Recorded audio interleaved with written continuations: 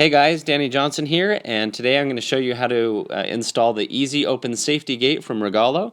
And so here's the process. So you're going to take the left side of B, which is the gate, and then you're going to take the right side, and it looks like this, and you're going to put them together. So you'll notice that there's kind of like a brass color here, and so that's the part that goes on the bottom. So you'll just slide this over the top.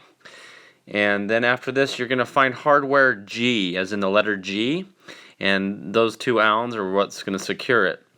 Next, you're going to take this piece here for the gate, and there's a little rod here, and you want to have a few inches on each side, so you just want to make sure that you have about an inch up top and bottom, and it still does slide freely.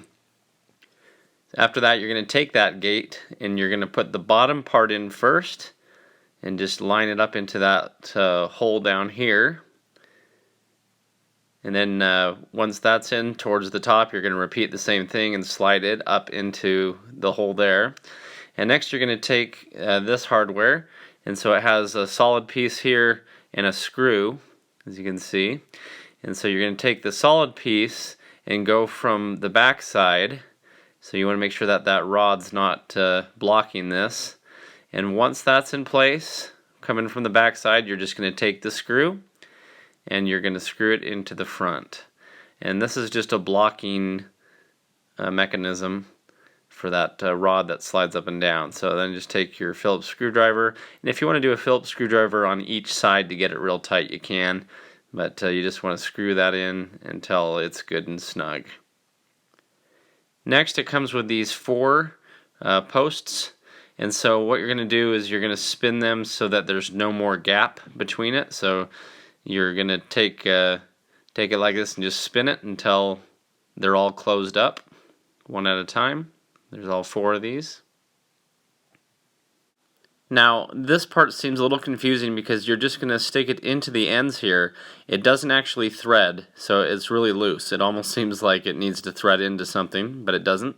These just slide in onto all four corners. So you're going to go around and do that to all four. Now the gate does come with extensions, so if you needed it, then you're just going to simply add these to the ends to make it a longer gate. It slides into the top here, and then as you saw on the bottom, and you're just going to do that on each side. And then obviously that's when you would then put in those posts, as we saw.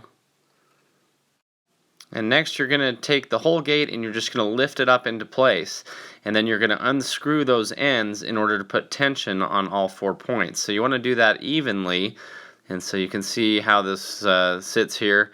As you unspin it, it'll extract. Also, the gate had kind of a gap here where the hinge connects at the top, so that gap will go away right here. This gap will go away as you tighten it, and then if you have it too firm, it's kind of hard to open and close, but I like it nice and tight where it's not going to come down on the baby. But that's kind of how this works. You lift up, drop it down, slide that shaft over as the locking mechanism. And if you have it real tight, then it takes a little jiggling to get it to fall down into place. But that's how that works. It just slides as it opens and closes. So for the last step, what you're going to do is get a pencil, and you're going to draw around where that plunger ended up, so when you have it exactly where you want it. And then you're going to take the whole gate down, and then you're going to take these little cups here, put them over to the circle that you drew, and you're going to screw them into your wall or wherever it is that you're screwing it into, and then that plunger will end up going inside of that when it's all done, and that'll make it a little more sturdy.